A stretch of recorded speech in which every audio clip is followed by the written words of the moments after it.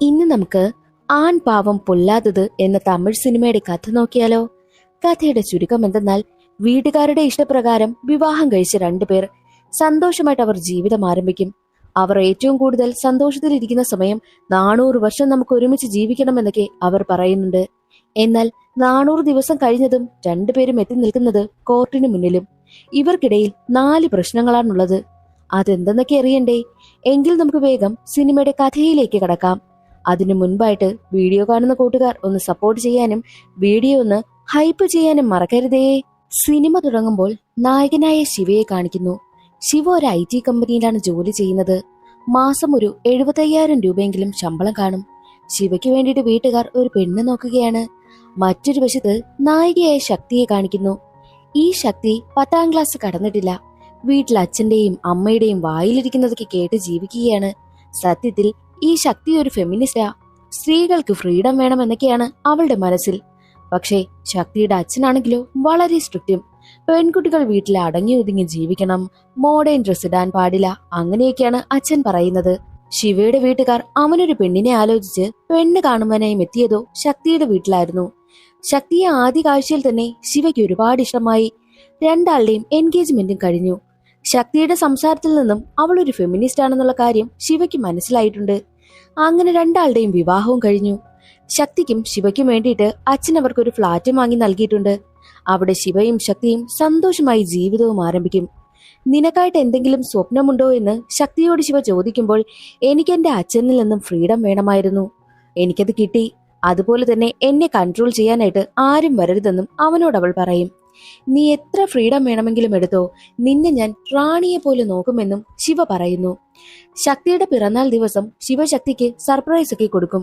അതിൽ സന്തോഷമായ ശക്തി, എനിക്ക് നിന്നോടൊപ്പം ഒരു 400 വർഷമെങ്കിലും ജീവിക്കണമെന്നവൾ പറയും.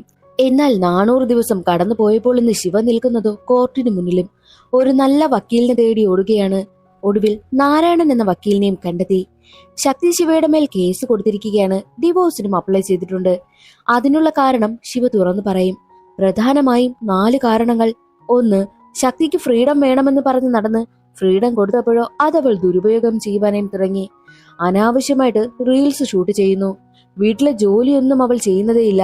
റീൽസും ഷൂട്ട് ചെയ്ത് പോസ്റ്റും ചെയ്ത് നടക്കുകയാണ്. അതൊന്നും ശിവയ്ക്ക് അത്ര ഇഷ്ടമാകുന്നതേയില്ല. ശക്തി അവനോട് ലൈക്ക് ചെയ്യാനൊക്കെ പറയുമ്പോഴോ മറ്റുള്ള പെൺകുട്ടികളെ റീൽസിനൊക്കെ അവൻ ലൈക്ക് ചെയ്യുന്നതൊന്നും ശക്തിക്ക് അത് ഇഷ്ടമാകുന്നതേയില്ല. അതിഷ്ടമാകാത്ത അവൾ വഴക്കു കൂടുമ്പോഴോ ദേഷ്യം വന്ന ശിവ അവളുടെ റീൽസ് എല്ലാം എടുത്ത് അവളുടെ അച്ഛൻ അയച്ചു കൊടുത്തു. ഉടനെ അച്ഛൻ ശക്തിയെ വിളിച്ചിട്ട് ഒരുപാട് വഴക്ക് പറയും. ആ ദേഷ്യത്തിൽ ശക്തി ശിവയുമായി വഴക്ക് കൂടി അവനിട്ട് പണി കൊടുക്കുവാനായിട്ട് ശിവ പറയുന്നതെല്ലാം റെക്കോർഡ് ചെയ്ത് പോസ്റ്റ് ചെയ്തു. അതോടെ ശിവയാകെ എല്ലാവരുടെയും മുന്നിൽ നാണം കിട്ടു. അന്നു മുതൽ രണ്ടാളും 2 റൂമിലാണ് കിടക്കുന്നതും. രണ്ടാമത്തെ പ്രശ്നം, ശിവയുടെ നാട്ടിലൊരു കല്യാണം നടക്കുകയാണ്. അതിന് പങ്കെടുക്കുവാനായിട്ട് ശക്തിയും കൂട്ടിക്കൊണ്ടാണ് വരുന്നതും. അവരുടെ നാട്ടിലെ പെൺകുട്ടികളൊക്കെ മോഡേൺ ഡ്രസ്സൊന്നും അങ്ങനെ ധരിക്കാറില്ല. എന്നാൽ ശക്തിയാണെങ്കിലോ സ്ലീവ്ലെസ് ഡ്രസ്സൊക്കെ ഇട്ട് താലിമാലയും സിന്ദൂരവും ഒന്നും ഇടാതെയാണ് എത്തിയിരിക്കുന്നതും. അത് അവിടെ ഇരിക്കുന്ന ആർക്കും തന്നെ ഇഷ്ടമായതേയില്ല. മാത്രവുമല്ല ശക്തി കാലിന്മേൽ കാലും വെച്ചിരിക്കും. ശിവയോടച്ഛൻ ആളുകളൊക്കെ അതുമിതും പറയുന്നു എന്ന കാര്യം പറയുമ്പോൾ ശക്തിയോട് ശിവ കാൽ താഴ്ത്തിയിടുവാനായും പറയുന്നു. പക്ഷേ അവളത് കേൾക്കില്ല. ഭർത്താവ് പറയുന്നത് കേൾക്കാൻ നിനക്കാകില്ലേ എന്ന് ചോദിക്കുമ്പോൾ, അതെന്താ ഭാര്യ പറയുന്നത് കേൾക്കാൻ നിങ്ങൾക്കാകില്ലേ എന്ന് അവളും തിരിച്ചു ചോദിച്ചു. അതോട് ശിവ എല്ലാവർക്കും മുന്നിൽ നാണം കിട്ടു. എന്നാൽ അതിന് പകരമായിട്ട് ശക്തിയുടെ ഫ്രണ്ട്സ് വെച്ച പാർട്ടിയിൽ പങ്കെടുക്കുവാനായിട്ട് ശിവ സാധാരണ ലുങ്കിയൊക്കെ എടുത്ത് വെറും വീട്ടിൽ നിൽക്കുന്ന വേഷത്തിലാണ് എത്തിയതും. അത് ശക്തിക്ക് വല്ലാതെ നാണംകേടായി. മാത്രമല്ല അവൾക്ക് ദേഷ്യം വന്ന് പാർട്ടിയിൽ നിന്നും അവൾ ഇറങ്ങി പോവുകയും ചെയ്തു. ശക്തി ശിവയുമായിട്ട് വഴക്കിടുകയാണ്. അതാണ് 3ാമത്തെ പ്രശ്നം. ഇതൊക്കെ ഒരു പ്രശ്നമാണോ? ഇതൊക്കെയാണോ പിരിയാൻ നിങ്ങൾ കണ്ടെത്തിയിരിക്കുന്ന കാരണങ്ങൾ? നിങ്ങൾ പരസ്പരം സംസാരിച്ച് ഒത്തുതീർപ്പാക്കുവാനായിട്ടും നാരായണൻ വക്കീൽ പറയുന്നു. എന്നാൽ ശിവ പറയുന്നത് ഇതൊന്നുമല്ല കാരണം. 4ാമതൊരു കാര്യം കൂടിയുണ്ട്. വീട്ടിൽ ജോലി പോലും അവൾ ചെയ്യില്ല. പകരം ഒരു വേലക്കാരിയെ വെച്ചു.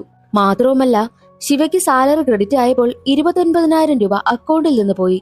ശക്തിയോട് അതിനെപ്പറ്റി തിരക്കിയപ്പോൾ പേഴ്സണൽ ആവശ്യത്തിന് യൂസ് ചെയ്തു എന്നായിരുന്നു അവളുടെ മറുപടി. അതിനെ ചൊല്ലി രണ്ടാളും വഴക്കിട്ടു.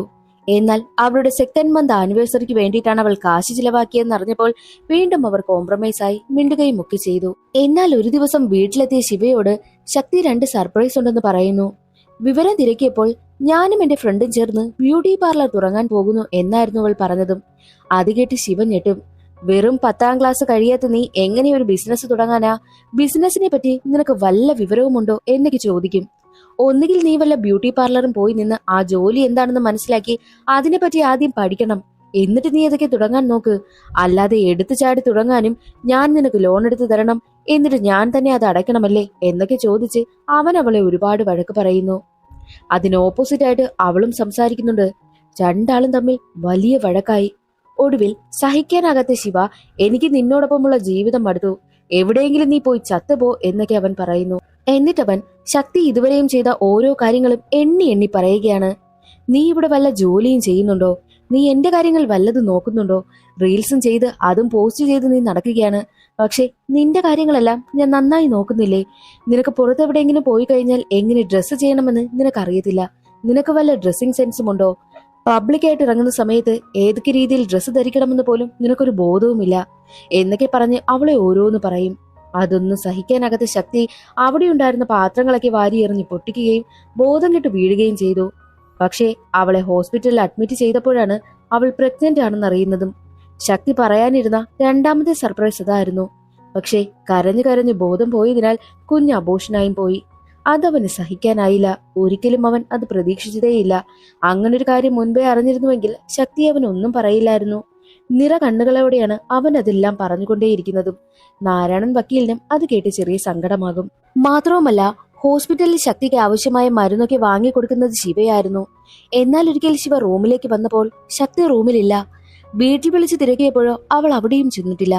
എന്നാൽ അടുത്ത ദിവസം ശിവയ്ക്കൊരു ഡിവോഴ്സ് നോട്ടീസ് വരുന്നു. ഒപ്പം അവന്റെ പേരിൽ കേസും കൊടുത്തിട്ടുണ്ടെന്നറിയും. ഇതാണ് യഥാർത്ഥത്തിൽ നടന്നത്. വക്കീലിനോട് അവൻ പറയുന്നുണ്ട്, എനിക്ക് ശക്തിയെ പിരിയാനാകില്ല, അവളെ എനിക്ക് വേണമെന്ന് പറഞ്ഞ് ശിവ കരയുന്നു.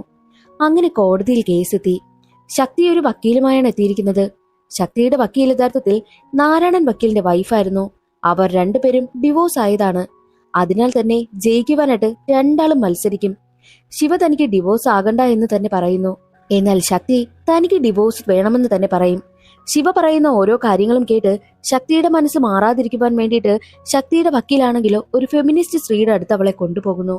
പക്ഷേ ശക്തിയുടെ കഥകളെല്ലാം കേട്ട ആ സ്ത്രീ അവളോട് പറയുന്നത്, നമ്മൾ എത്ര തന്നെ ഫെമിനിസത്തിനെ സപ്പോർട്ട് ചെയ്താലും വിവാഹം കഴിഞ്ഞ സ്ത്രീകൾ ഭർത്താവിന് ചെയ്തു കൊടുക്കേണ്ട ചില കടമകളുണ്ട്. സത്യത്തിൽ അത് നമ്മുടെയൊക്കെ ഒരു സ്നേഹമാ. ഭാര്യയും ഭർത്താവും എങ്ങനെ സ്നേഹത്തോടെ കഴിയണമെന്നൊക്കെ അവർ അവൾക്ക് പറഞ്ഞു കൊടുക്കുന്നു. അതോടെ ശക്തിക്ക് ചില തിരിച്ചറിവുകളൊക്കെ ഉണ്ടാകും.